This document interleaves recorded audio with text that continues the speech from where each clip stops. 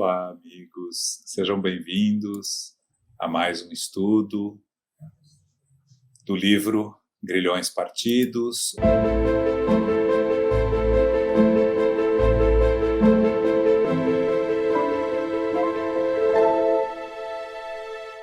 Hoje no capítulo 17, Doutrinações e Surpresas. É com muita alegria que estamos aqui ao lado de nossas queridas coordenadoras, Eulália Bueno e Vânia Maria de Souza. Mas antes de iniciarmos os trabalhos, vamos elevar os nossos pensamentos em prece, pedindo auxílio aos nossos protetores espirituais, ao Mestre Jesus, para que possamos estar unidos em fé, conhecimento, para que possamos todos juntos aprender, mas mais importante, ser capazes de colocarmos em prática no nosso dia a dia esses ensinamentos que receberemos através dos nossos mentores, do Mestre Jesus. Pedimos proteção e bênção a todos que participam dos nossos estudos. Agradecemos a nossa mentora, Sueli Caldas Schubert, ao médium Divaldo Franco, ao espírito Manuel Filomeno de Miranda, que nos brindam com essas páginas de muita luz, de muito aprendizado, que possamos estar unidos, que possamos estar em prece, em paz, em fraternidade, para que todos possamos nos beneficiar dessas páginas de luz, desses ensinamentos, que nos aproximam uns aos outros e ao nosso Mestre Jesus, neste nosso caminho de evolução moral. Que a graça de Deus esteja com todos nós. Que assim seja. Então, olá a todos novamente. Iniciaremos os nossos trabalhos com um resumo que nossa querida Vânia vai nos trazer de novo do capítulo 17, Doutrinação e Surpresas. Vânia, com você. Olá, queridos amigos, queridos irmãos. É com muita alegria que estamos aqui novamente junto com vocês. Então, este capítulo, Manuel Filomeno de Miranda, ele inicia dizendo que cada processo obsessivo, dependendo dos fatores que o motivam, tem características especiais. E por que isso? Ele diz que é preciso levar em conta as resistências morais do paciente e os hábitos salutares ou não, os títulos de enobrecimento ou de vulgaridade que ele juntou, proporcionando a ele recursos atenuantes ou agravantes para a sua aflição. E, normalmente, além dos implicados, quer dizer, do obsessor e do obsidiado, também entidades ociosas ou até perversas agrupam-se em volta do encarnado que está desajustado, complicando ainda mais a alienação. Então, desta forma, o paciente experimenta a constrição do seu perseguidor e a perturbação dos que lhe são afins ao problema, por sintonia vibratória compreensível. Então, como nós vimos no capítulo anterior, que o João fez ao resumo, né? Lá, sob a orientação do venerando Bezerra, foram programadas algumas sessões de desobsessão para o caso da jovem Esther. E logo na primeira sessão, o espírito se manifesta. Terminados os trabalhos daquela noite, os benfeitores aplicaram passes nele, passes cuidadosos, anestesiantes, e o sofrido perseguidor adormeceu e foi retirado inconsciente.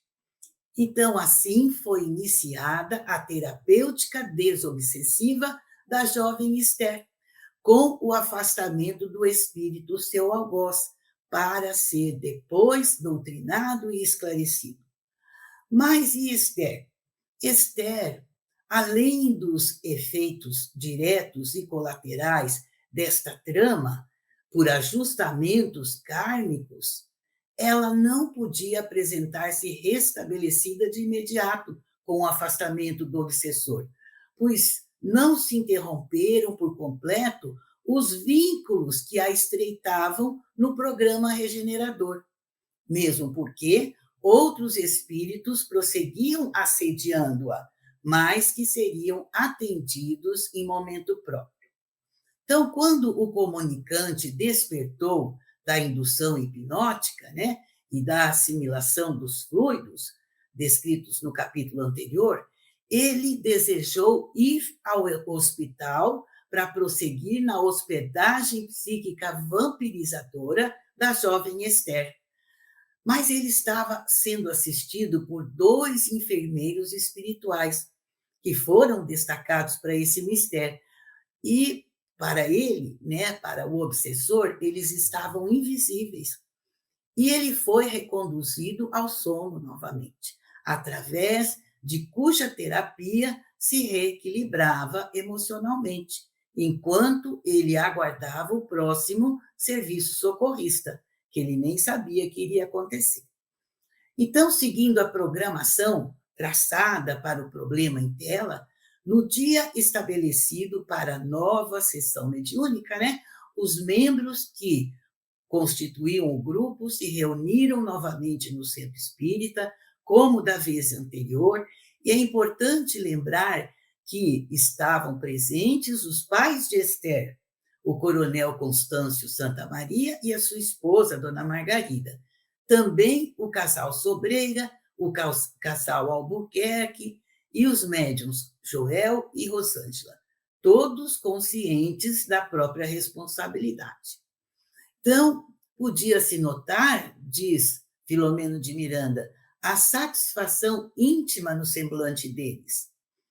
Então, como foi providenciado anteriormente, o enfermo desencarnado foi trazido antes, adredemente, e desde a véspera, quando o médium Joel, em desdobramento pelo sono, foi conduzido àquele recinto, cuidou-se da sua pré-imantação fluídica. Para quê? Para o ministério em pauta, porque com esse recurso valioso desta pré-imantação fluídica, procedia-se a um cuidado favorável a mais amplos resultados. O mundo espiritual é fenomenal. Então, o amorável Bezerra, humilde e diligente, que é profundo conhecedor das enfermidades obsessivas desde quando ele estava na vida corporal, quando atendeu dezenas de subjugados que lhe exigiam expressivas doações de paciência, de sabedoria e de amor. Então, ele é afeiçoado aos equivocados por saber o que os aguarda. E então, ele zelava pela enfermagem da noite, destinada ao implacável antagonista de Esther.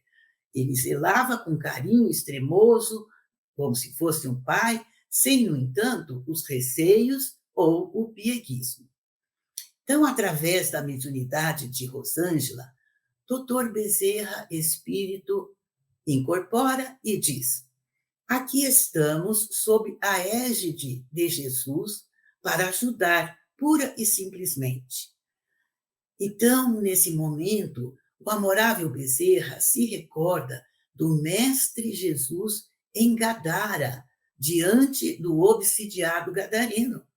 E ele diz: Jesus, calmo e íntegro, superior e amoroso, infundiu respeito, concedeu oportunidade liberativa, amparou e nos aconselha a que não desvalorizemos as excelentes possibilidades que Jesus nos coloca ao alcance: a oração, a paciência e a caridade, permeando-nos desses poderes, ele chama de poderes, serão dispensáveis a discussão, a agitação, a ofensa humilhante, a dura verdade para dobrar.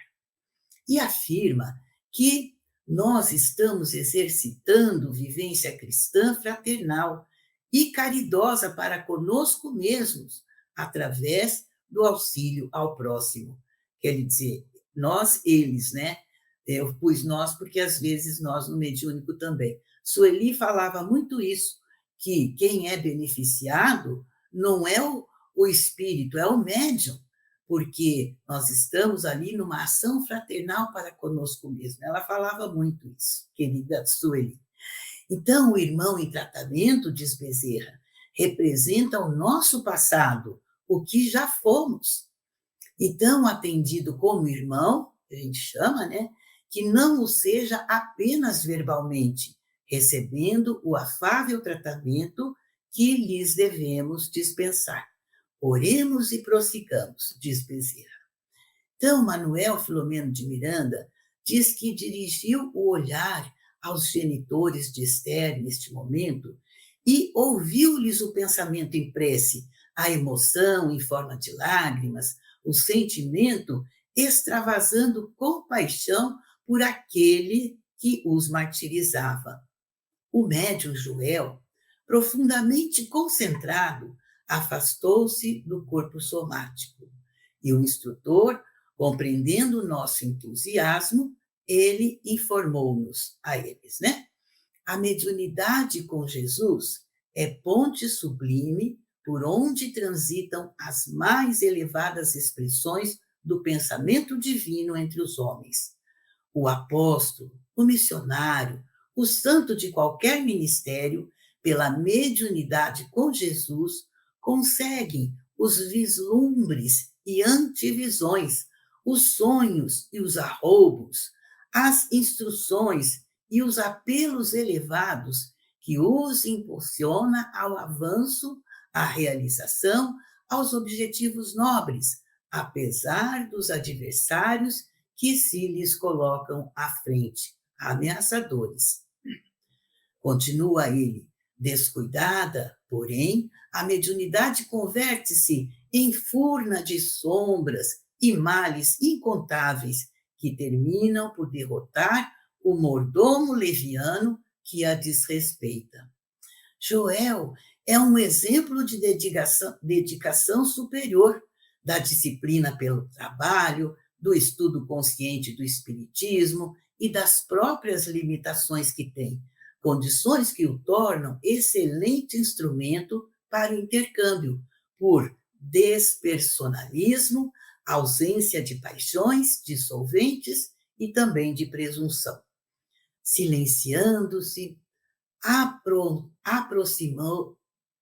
aproximou-se da entidade e ajudou-a, inconsciente como ainda se encontrava, no processo de incorporação, né, psicofônico.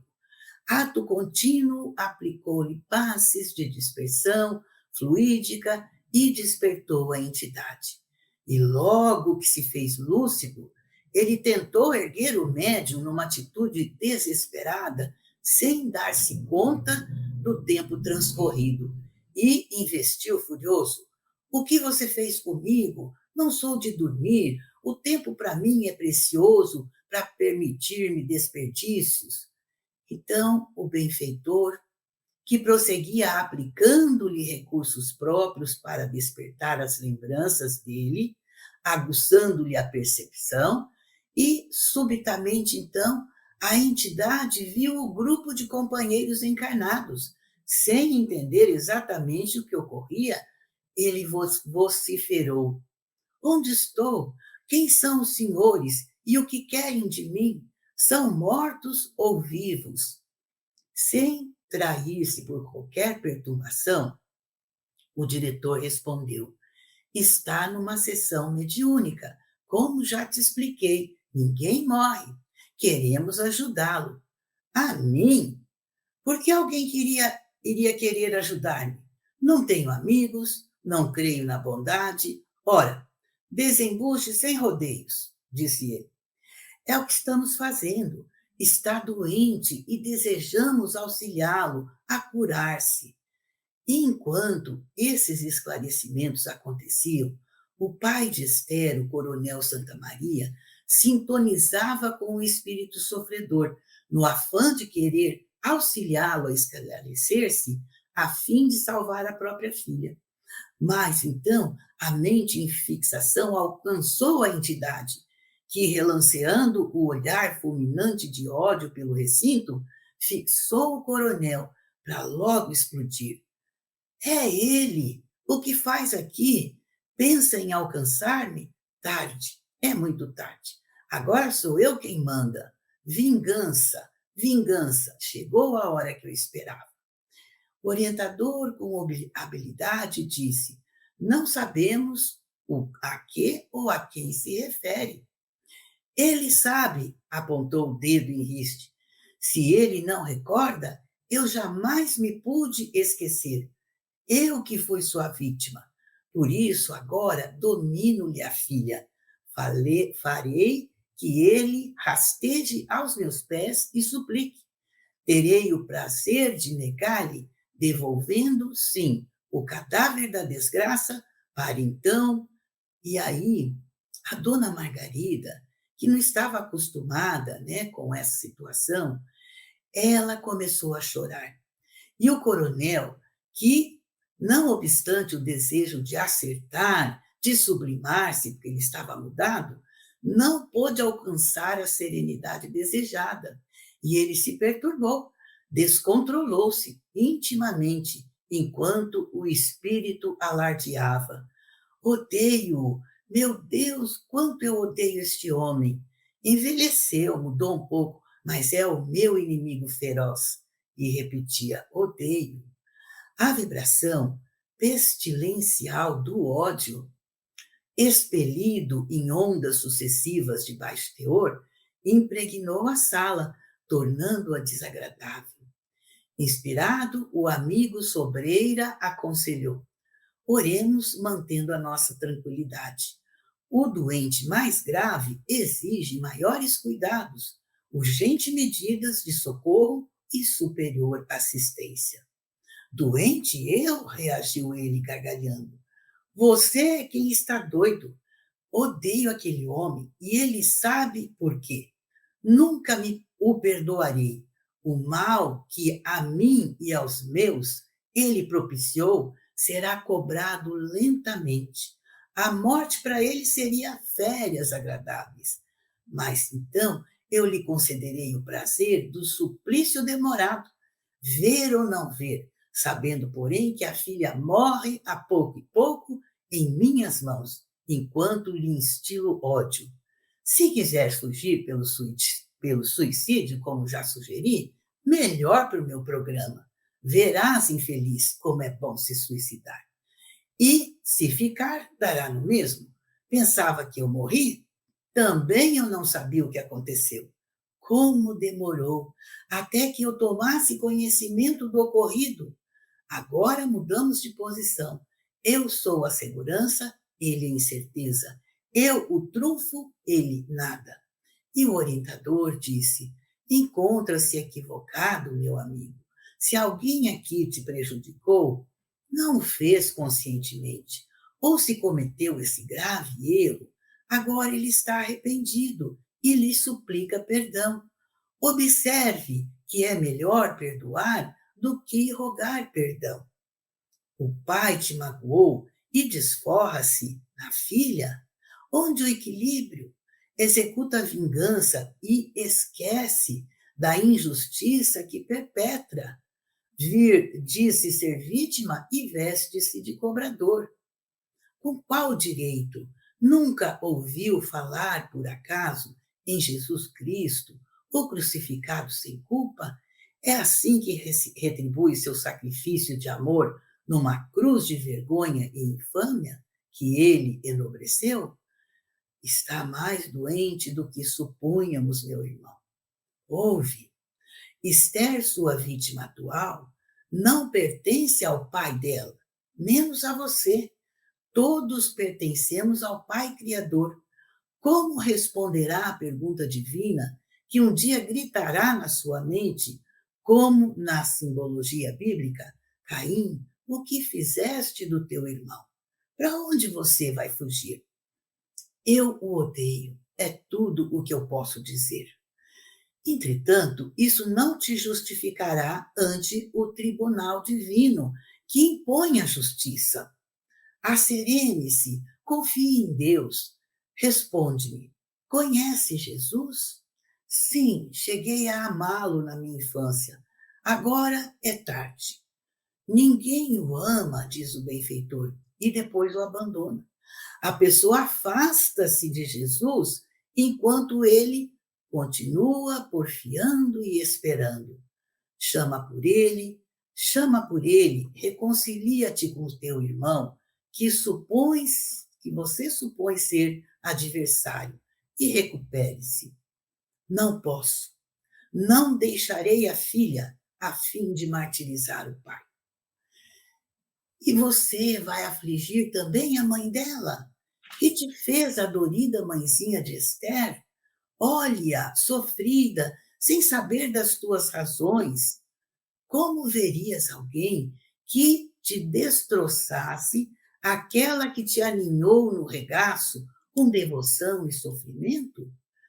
Nesse momento ele diz: pare, não recorde da minha mãe, pelo que sofreu por culpa dele, que é que me vingo. Mamãe, mamãe, desvairou, quase entorpecido. Então, o benfeitor Bezerra, que o despertava para as lembranças felizes, recorreu aos passes magnéticos a fim de tranquilizá-lo, na desdita em que ele se desconcertava cada vez mais. Adormecendo, recebeu o procedimento anterior, sendo retirado cuidadosamente. Pelo médium Joel, o diretor espiritual teceu algumas úteis considerações e, após a oração reconfortante, a sessão foi concluída. Logo após, os companheiros demandaram o lar. Este é o resumo, querido João. Obrigado, Vânia. Agradecemos imensamente a clareza deste resumo. Então, vamos agora convidar a nossa querida Eulália para fazer a primeira parte dos nossos aprofundamentos no capítulo.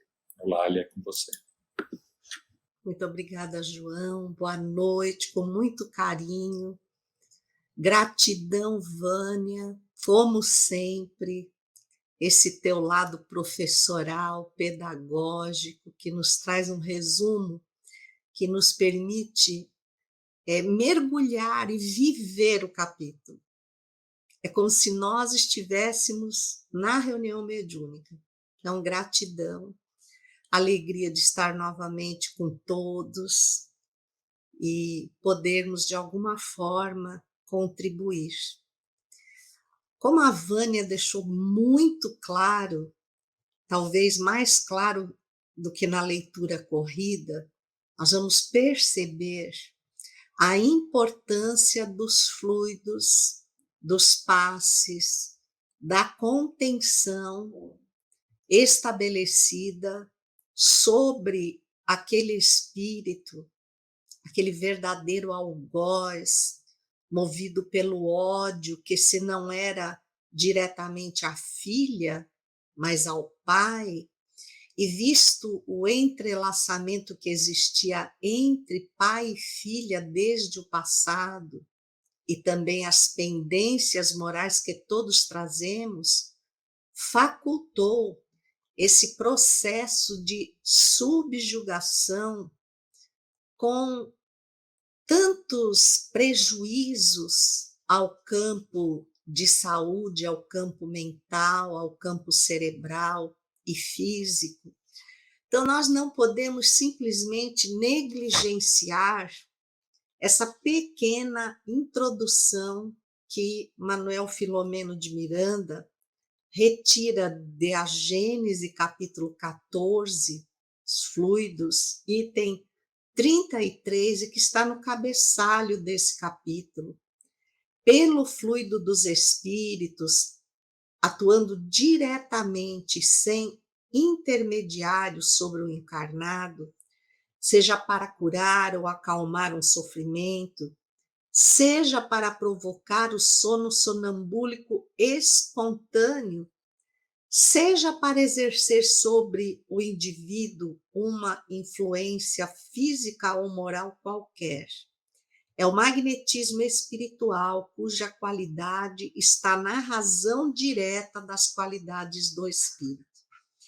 Ele faz aqui essa citação porque se nós não compreendermos a lei dos fluidos, nós vamos ficar muito aquém da compreensão do que é feito por esse espírito, dos fluidos que são movimentados em torno dos próprios médiuns, para estabelecer uma linha de segurança, porque todos somos imperfeitos e poucos ou raros somos como Joel, por exemplo, onde é colocada por 2 vezes todas as suas qualidades, todo o seu esforço, todo o seu cuidado, respeito, responsabilidade com a mediunidade, e nos esclarece que o preparo para uma reunião mediúnica está muito, muito além daquele pequenino tempo que nós costumamos reservar, de 15 minutos, até mesmo aconselhados por André Luiz, no excelente livro Desobsessão, antes de abordarmos o mundo espiritual. É muito pouco para angariarmos qualidades e segurança como o médium Joel, como a própria Rosângela.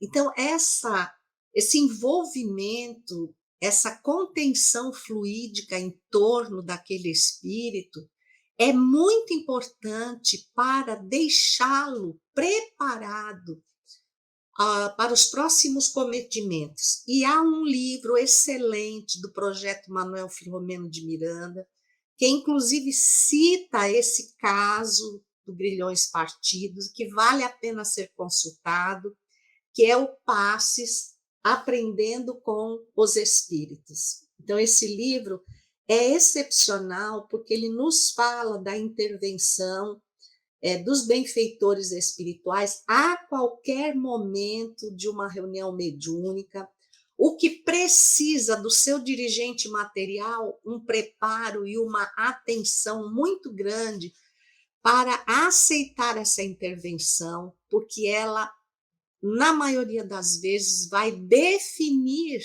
a condução do esclarecimento desse espírito. Então, nós vamos ao item 33 do capítulo 14 da Gênesis, citado aqui no livro, relembrar que a ação magnética pode produzir-se por diversas maneiras.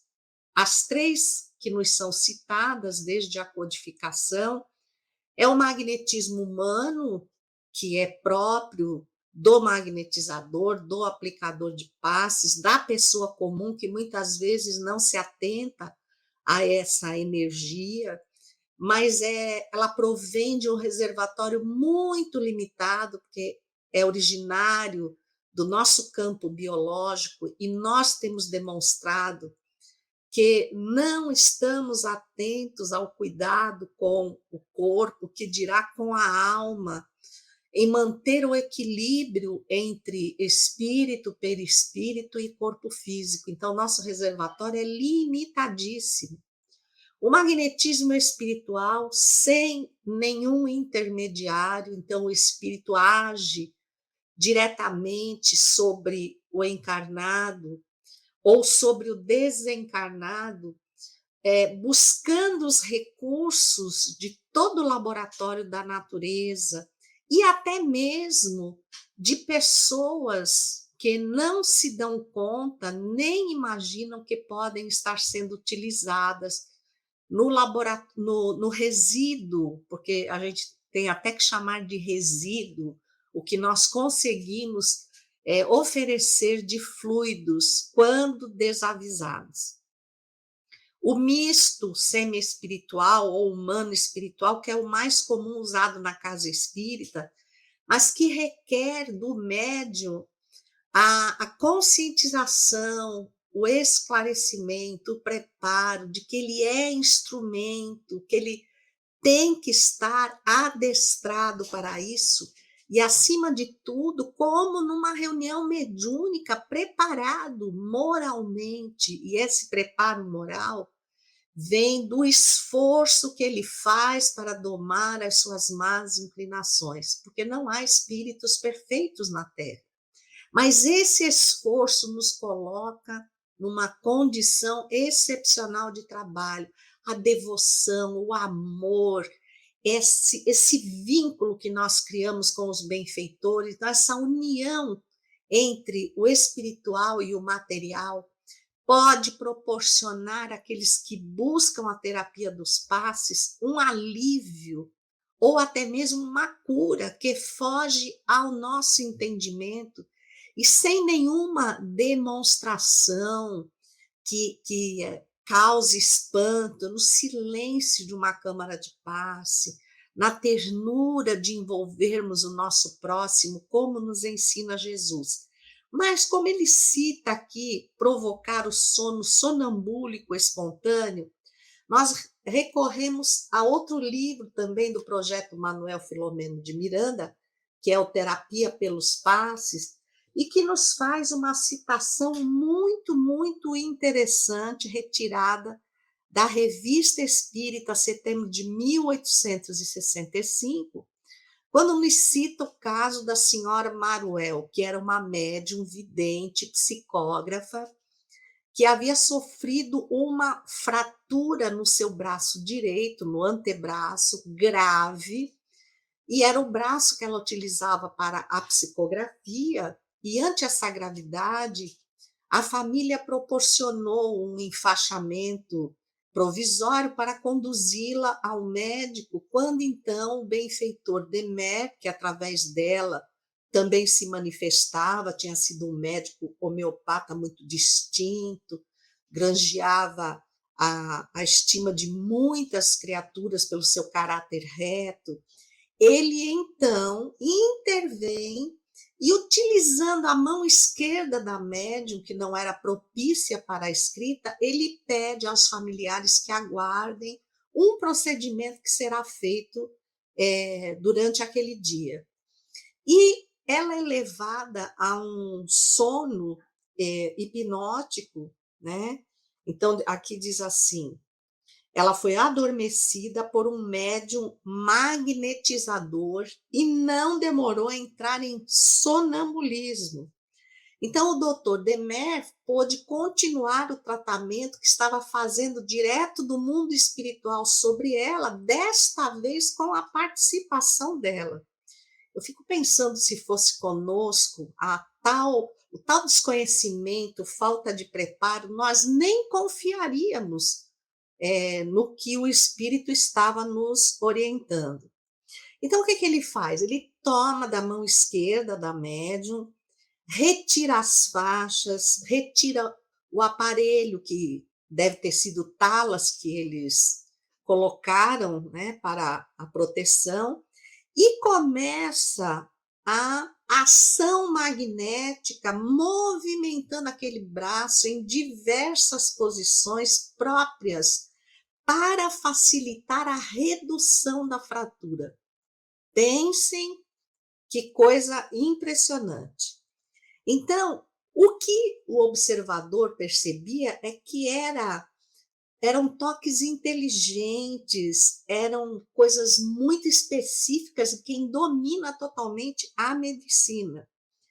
E ela, posteriormente conduzida em estado de sonambulismo, ela procedeu sozinha, sob a ação deles, a uma nova postura, um novo posicionamento do aparelho que lhe envolvia o braço, como se hábil cirurgião estivesse manipulando e tivesse feito uma cirurgia minuciosa e visível, a ponto de que algumas vezes escapou da boca da paciente: não aperte tanto, vós me maltratais. Ela via o espírito do doutor e a ele se dirigia suplicando poupar a sua sensibilidade. Ele era um ser invisível para todos os demais, mas não para ela, que, servindo-se inconsciente da sua própria mão esquerda, lhe curou o braço direito. Claro, ela teve aquele período de recuperação necessário, mas infinitamente menor do que o que poderia ter se tivesse que passar pela cirurgia no campo material. Também, no próprio livro Passes Aprendendo com os Espíritos, nas últimas reflexões, o último capítulo, os benfeitores, Manuel Filomeno de Miranda, nos adverte que quem vê no passe apenas um aspecto mecânico de técnicas está se enganando na base, pois o essencial mesmo é o amor, esse sentimento nobre que move a ação socorrista. Há quem diga que Kardec não falou sobre os passes, mas nós dizemos a vocês que no Livro dos Médiuns, capítulo 14, Médiuns, item 176, pergunta 5, algumas pessoas têm realmente o dom de curar pelo simples toque, sem o emprego dos passes magnéticos? Certamente, não tendes numerosos exemplos disso? Vale a pena ler todo esse item do Livro dos Médiuns. Agora, passando propriamente ao tema da mediunidade, nós vamos aqui apontar logo no parágrafo 2 essa situação de Esther, que mesmo momentaneamente liberta da ação direta do obsessor, daquele que a subjugava, ela se mantinha envolta pela influência dos espíritos que eram verdadeiros aproveitadores, vampirizadores, que tomavam ali parte nesse processo obsessivo e que lhe afetavam terrivelmente a organização espiritual, explorando o seu campo mental. Isso nos fez lembrar o que logo à frente é citado no capítulo, que é o obsesso gerazeno, né, de Gerasa, a quem, quando Jesus lhe perguntou como se chamava, Legião. Então, nunca há um processo obsessivo de um único espírito, porque tem os comensais, os partícipes, os que se sentem à vontade no nosso campo mental. Então, ali, embora a vingança propriamente dita fosse em direção ao pai, a filha era o melhor instrumento. E já que ela tinha pendências morais, então ela foi o instrumento perfeito. Mas o que nos chama a atenção? Que todos nós estamos perseguidos por uma verdadeira legião, ou por uma nuvem de testemunhas, conforme nos diz Paulo. E mesmo sem um processo obsessivo direto, a ação fluídica desses espíritos podem nos proporcionar momentos muito angustiantes, a tomar decisões sob a inspiração deles. E se não fizermos a asepsia mental necessária e diária, nós estaremos nos contaminando de tal maneira que podemos vir a adoecer gravemente. De tal forma que a própria Esther, todo esse atendimento mediúnico, favorecendo o espírito e para libertá-la, porque nós nunca podemos fazer um trabalho voltado para o paciente obsidiado. O obsessor também é um paciente. E não há como favorecer a um sem ajudar o outro. Então, a reunião de desobsessão, ao contrário do que muitas pessoas pensam, põe lá meu nome na obsessão, acreditando que o fato de colocar o nome o liberta dos espíritos que o rodeiam, mesmo que não tenham um aparato de vingança, será extremamente prejudicial, mas que tenha. Não é a desobsessão para o encarnado o evangelho, o estudo, os passes, a fluidoterapia. Mas o evangelho não ouvido, é vivido, materializado no seu dia a dia, o que vai proporcionar a cura definitiva, que é a mudança moral ou a reforma íntima, como nós não gostamos de ver citada. A Esther, mesmo com toda aquela liberação, ela ainda sofreria consequências graves de todo esse processo. Então, ela precisaria da intervenção médica até que o seu aparelho cerebral estivesse completamente equilibrado a par do processo moral, com o amparo da família, né?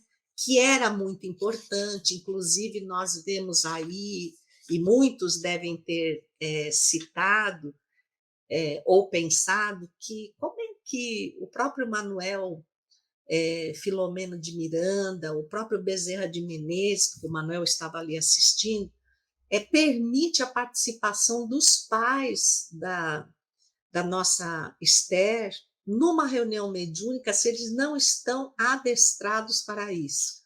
E o livro Passes Aprendendo com os Espíritos, na sua página 31, no 8º exemplo, vai comentar exatamente sobre isso. Eu achei muito interessante. Não é natural convidar pessoas não preparadas para a desobsessão. Todavia, naquele caso, a renovação moral dos pais de Esther, que venceram preconceitos a fim de aderirem ao Espiritismo, a identificação que conseguiram com a equipe de trabalho mediúnica, dirigida por velho amigo do Exército, e a urgência de intercessão sob a permissão segura. Permissão segura por quê? Porque era uma reunião mediúnica séria, em que todos os componentes estavam investidos de esclarecimento e de esforço patrocinando a sua melhoria moral. E o dirigente da reunião, apto a perceber a influência e a permissão do doutor Bezerra de Menezes. Então, isso é importante que seja citado, e no livro que nós colocamos aqui, há mais explicação sobre o fato deles estarem participando dessa reunião mediúnica. E, obviamente, Bezerra sabia que o problema era voltado para o pai, para o coronel Santa Maria, Constâncio Santa Maria.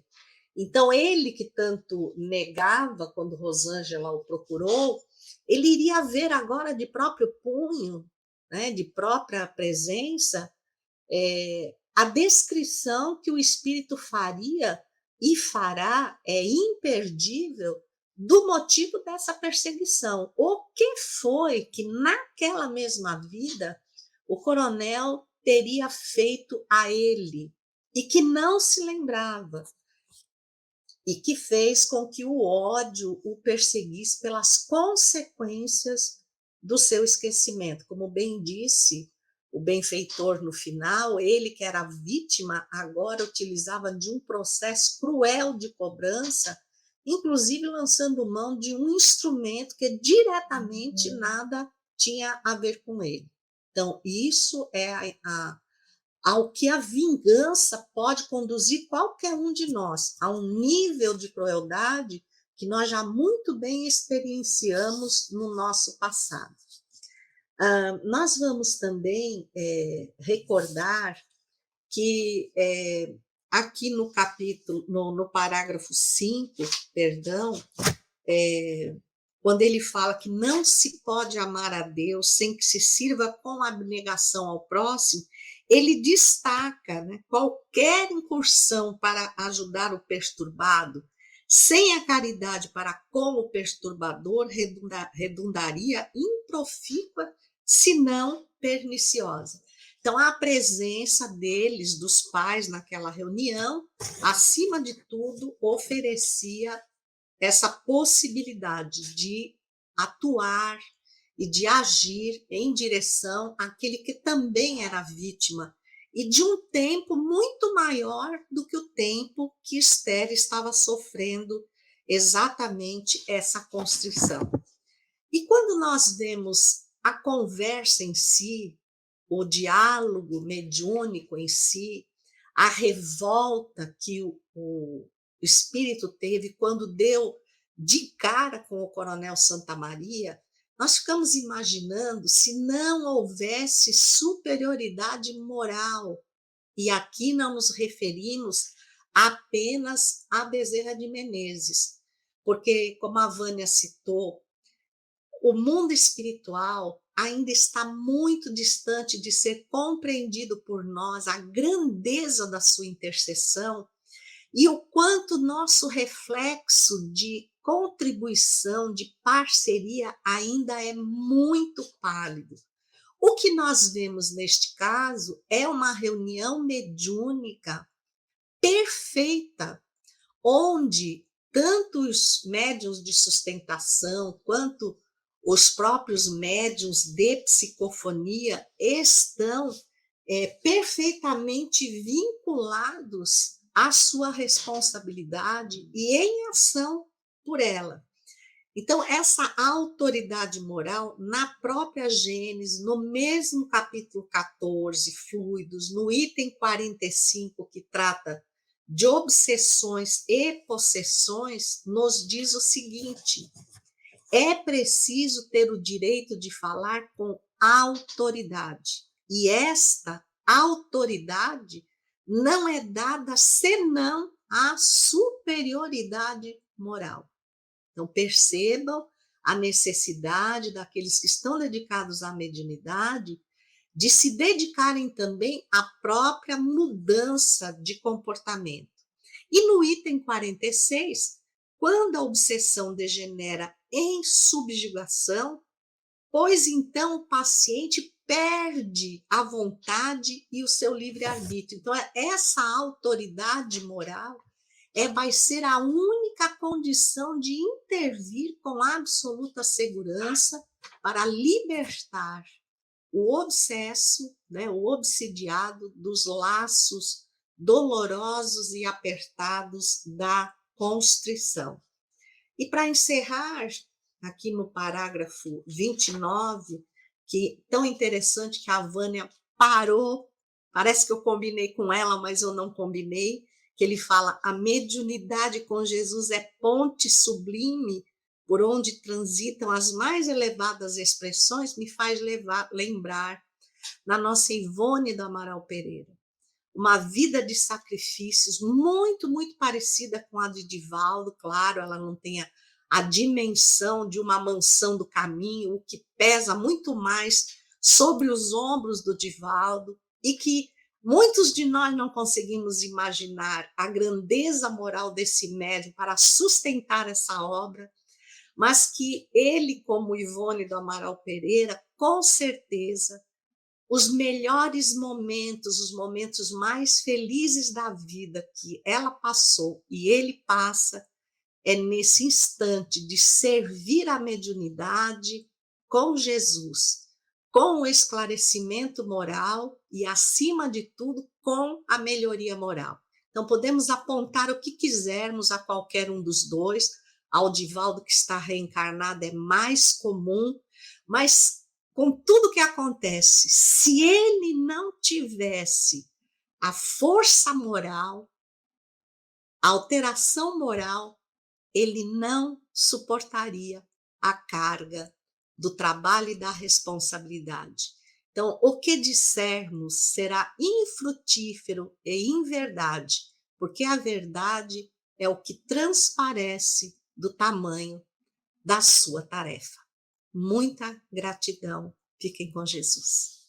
Muito obrigado, Eulália, por essa brilhante explicação, aprofundamento desse capítulo. Agora eu vou, então, focar num assunto um pouco que não é propriamente desse capítulo, mas que é importante, conectado a esse capítulo, que são os médiuns imperfeitos. No capítulo 16 do Livro dos Médiuns, no item 196, Kardec nos fala dos médiuns obsidiados, fascinados e subjugados, dizendo que são os médiuns que se tornam um problema para as reuniões mediúnicas, como ele fazia na época. Hoje em dia, nós vemos nos nossos centros espíritas muitas pessoas que chegam com conhecimento muito raso de espiritismo, mas extremamente perturbadas sobre influências espirituais, e que normalmente a primeira frase é: eu preciso trabalhar minha mediunidade. E, na verdade, o trabalhar a mediunidade não é exatamente o que eles imaginam. É o oposto de levá-los à reunião mediúnica. A nossa querida Eulália acabou de citar a Ivone Pereira. No livro Recordações da Mediunidade, ela nos fala, no capítulo 10, que se o médium não se conduzir convenientemente perante a doutrina, ou por qualquer outra circunstância demonstrar sinais de domínio de um obsessor, será indispensável que suspenda qualquer labor mediúnico, visto que já não poderá inspirar confiança às comunicações que receber, e se poderá também prejudicar grandemente, dando ensejo à solidificação da obsessão. Então, a nossa atitude como trabalhadores de centros espíritas e que estamos envolvidos, talvez em atendimento fraterno, talvez em recepção, é de guiar esses supostos médiums perturbados para o estudo, para o tratamento, nunca para a reunião mediúnica. Porque, primeiro, através do esclarecimento e do estudo da própria mediunidade, eles podem entender como lidar com essa mediunidade nascente.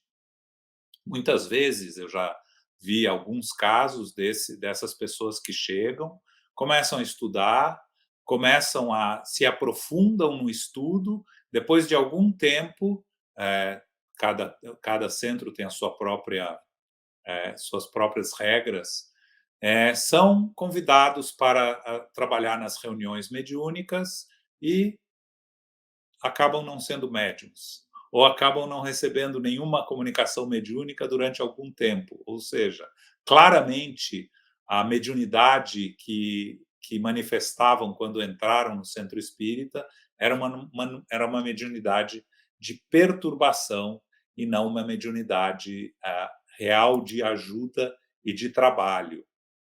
Então, na introdução do nosso livro que estamos estudando, Grilhões Partidos, Manuel Filomeno de Miranda nos fala: no que diz respeito ao problema das obsessões espirituais, o paciente é também o agente da própria cura.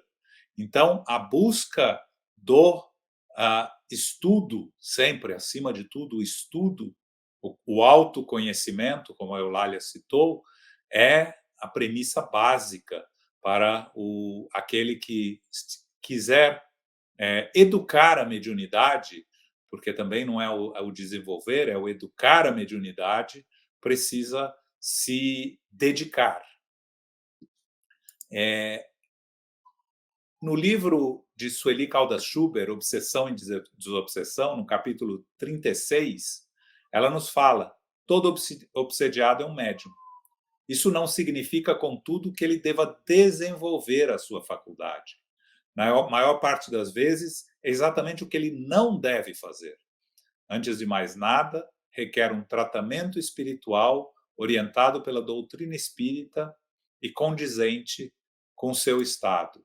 Então, aí está bem claro, a nossa mentora Sueli nos deixa bem claro que desenvolver a faculdade é o contrário do que esses médiuns perturbados devem fazer. Primeiro, o tratamento do doente é encontrar a cura, a educação de como prevenir a doença a se a se recorrer é para um estágio posterior. André Luiz nos fala, o obsidiado, acima de médiums de energias perturbadas, é quase sempre o enfermo, representando uma legião de doentes invisíveis ao olhar humano. Isso está no livro Missionários da Luz, no capítulo 38. Então, precisamos tratar o obsediado ou médium perturbado com carinho, com atenção, com ensinamento, mas também com firmeza.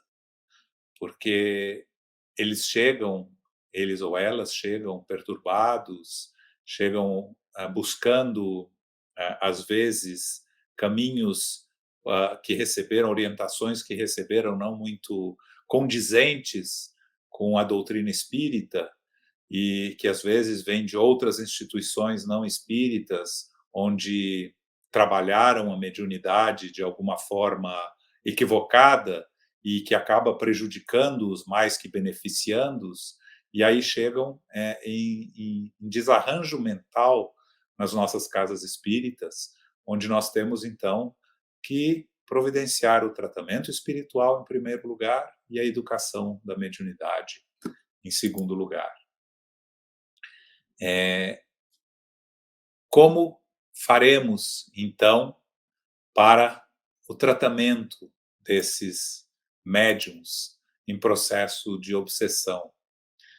Eurípides Barçanufo, num livro Sementes da Vida Eterna, psicografia de Divaldo Franco, capítulo 50, nos fala: aquele que encontrou Jesus já começou o processo de libertação interior e de desobsessão natural. Então, o próprio fato desse médium chegar ao centro espírita é o primeiro passo para encontrar Jesus. E nós oferecemos a eles, é a obrigação nossa, como trabalhadores espíritas, de oferecer o Evangelho para o estudo, para o aprofundamento e para o entendimento das lições morais que o Mestre nos deixou, que o Mestre nos trouxe e que Kardec tão preciosamente nos deixou explicado e aprofundado nesse livro, que é o nosso livro de cabeceira, que a todos devemos sempre voltar, que é o Evangelho segundo o Espiritismo. Mas quero fazer um parênteses aqui. Eu li recentemente uma pesquisa espírita que saiu aí no Brasil, onde diz que a grande maioria dos espíritas só lê o Evangelho. Uma outra parcela um pouco menor lê o Livro dos Espíritos. Apenas 2% lê a Gênesis. Gente, o Evangelho é a obra fundamental do Espiritismo, mas é apenas uma das 5 obras que fazem parte do berço dessa doutrina. Então, aqueles que ainda não leram O Céu e o Inferno, o Livro dos Médiuns, ou a Gênese, devem dedicar ao seu estudo, porque o Mestre nos deixou esses livros para começarmos. Eurípides Barçanufo, no mesmo livro, mesmo capítulo, ele nos diz: através do Evangelho, entretanto, encontramos o antídoto eficiente contra a sua proliferação da mediunidade perturbada. Qual é esse antídoto? O amor. O conhecimento das lições do Mestre Jesus através do Evangelho e a prática da máxima mais importante que o Espiritismo nos deixa: fora da caridade não há salvação. E sem amor, ninguém pratica caridade. Mas a caridade, nesse momento da nossa evolução, ainda como espíritos imperfeitos, é um esforço diário que nós todos devemos fazer, para que então se torne um hábito e para que algum dia, um futuro distante ainda, se torne parte de nós mesmos, quando praticaremos a caridade sem nenhuma hesitação, porque é parte de nós. Como ouvimos histórias de Madre Teresa, que sai à luta de auxílio a todos aqueles necessitados, aqueles que vivem em dificuldade, numa pobreza extrema, e que ela diz àquele repórter que a entrevistava, só por amor.